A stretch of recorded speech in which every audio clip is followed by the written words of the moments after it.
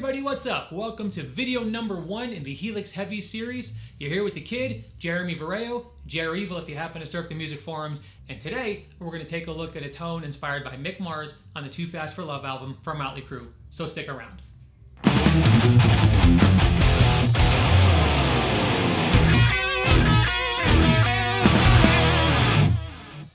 Alright guys, like I said, today we're taking a look at the Too Fast for Love album tone by Motley Crue. It's an album that brings back a lot of great memories for me when I was a kid, maybe 10 or 11 I guess, when I first heard it. Memories of going over to Vasco and Armando Eugenio's house in Ludlow, Massachusetts and stealing beers from their dad and stealing cigarettes from my mom and doing stuff 10 or 11-year-old kids should not be doing.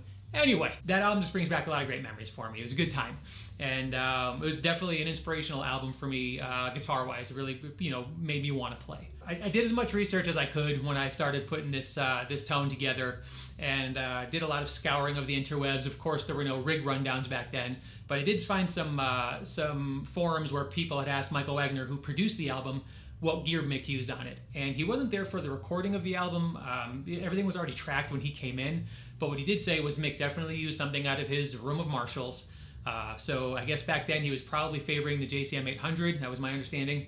He definitely used his Les Paul Custom on it. He for sure was using vintage 30s. Mick said that's been one of his all-time favorite speakers. He uses them to this day. So I used all of that stuff for as close as I could on the Line 6 Helix. He did use an Eventide 910 for his modulation sounds. For that, I compensated with the simple pitch. And the settings will be, we'll go through the settings. You can also see the signal chain at the bottom of the video. I've got it posted of all the stuff I use in the Helix. For guitars, I use my Les Paul loaded with Balaguer Evergreen humbuckers. I'll put a link to Joe Balaguer's website at the end of the video and in the description. He's part of our Helix community, so check him out and support him. I also used, for the recording, the full mix recording, I combined that with my Zeegler Custom Flying V that is loaded with a JB in the bridge. One thing to remember when recreating patches from album tones is that generally you have one shot at making a patch that covers the tonal spectrum of a quad-tracked, recording. So we're never going to get there 100%, but I think we're going to get pretty close on this. I think it came out pretty close. So let's go ahead and play through the patch, and then at the end of the video we'll throw on a full mix clip of it as well. All right, so let's take a walk through the patch. Disregard the mess around me. First and foremost, we've got the amp. So the Brit 2204, which is a high gain JCM 800, I think it was modded. You can see where all these settings are at. I'm not going to walk through all the settings because you guys can download the patch, but you can take a look here. Got the bass, halfway up. I got the mids cranked because this is very MIDI guitar tone. For cabs, I used the 412 XXL Vintage 30 and the Cali 412 Vintage 30. And you can see the mics there. I used a ribbon on this guy, and I used a 57 on the XXL. Got some early reflections on both of them because I think there's kind of a good roomy sound on the recording itself. So basically, from at a starting point.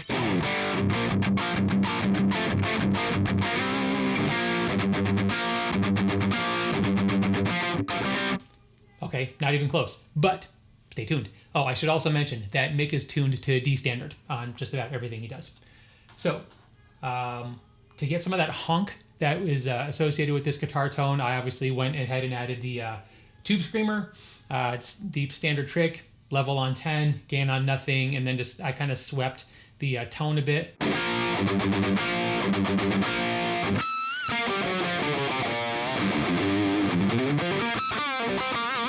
That's not how it goes. But, okay, so there you've got amp, cab, overdrive. And then I started messing with some EQs. I started sweeping mid-frequencies in Logic Pro to see what I could come up with that would get me even closer.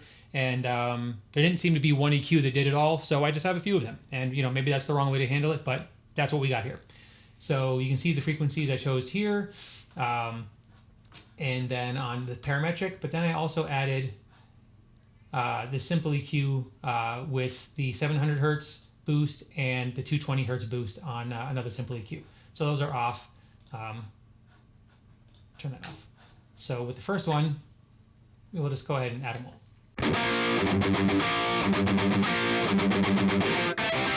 And Mick down picks everything. I'm not that good at it.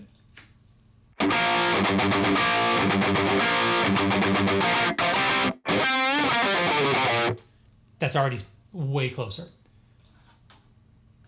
And then add this last guy. Are they all on? Yeah.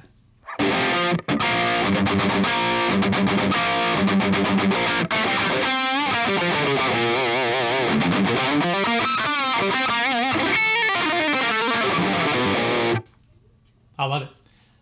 So there's definitely some flanger or phaser going on some of the guitar tracks, and so we added this guy here, the gray flanger. It's not a ton, and you hear it more in some of the breaks when it goes back to that opening riff, and it's not on all the tracks. I hear it most on the left side, but it's there. Where the magic really happens is on these, and thanks to Brian Mason of Contrarian, another guy on our Helix group that hit me to this. We didn't touch the intervals. We did +1 and -1 on the cents. And you see I've got the split off, and then joining again right after the effect. I tried using the dual pitch, and it didn't sound quite as good to me as the two simple pitches by themselves. Got the delay at 20 milliseconds on both, and the mix at 50. And I did bump the level up because and I even have a, you can see here, I've got this volume block that I even add, because once you turn these on, I guess it's because for splitting the signal, there's like a perceived volume drop. So you have.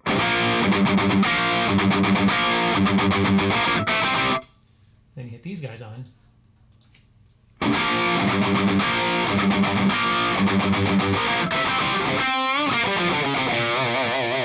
So that right there really, I think is super, super close to the album tone. I did hit this volume block here, and on scene 1, which is the rhythm, I've got it at 2 dB, and then I give it a slight boost for a lead. Same thing happens here. You can just hear it.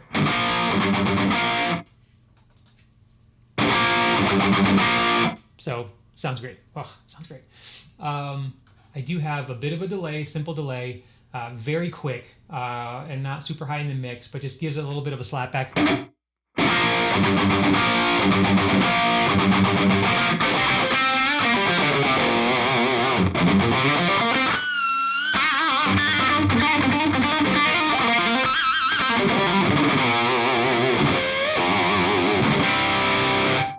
Yes! And then I've got some hall reverb to round it all out, because again, it's a pretty echoey, like I said, amp in a can. It's just a weird tone, but I love it. So there's with a little bit of reverb.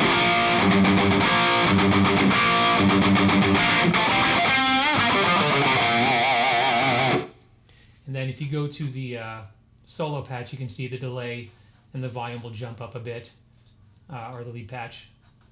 And now the delay is more.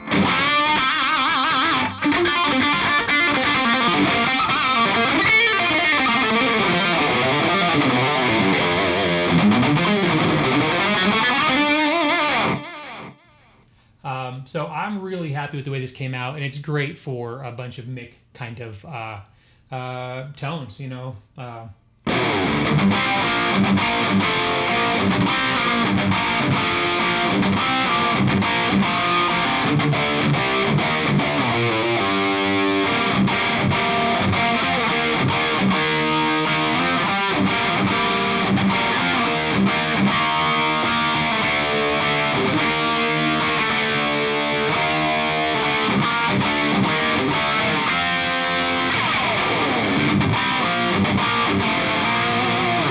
Or my favorite.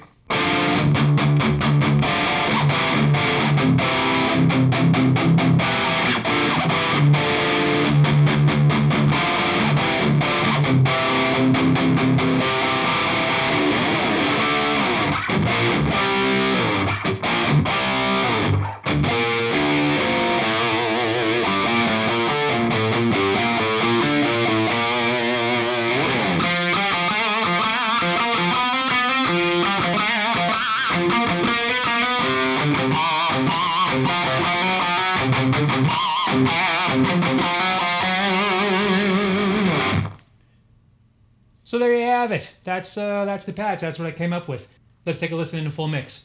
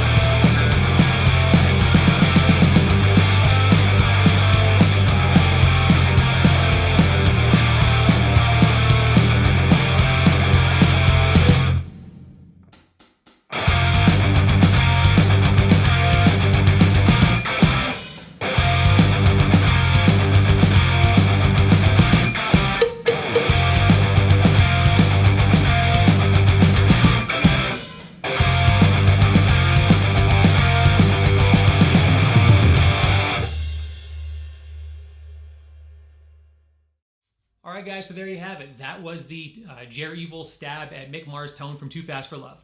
I've got a link in the description where you can go ahead and download the patch off Custom Tone. You know, play around with it. You know, you may find it useful.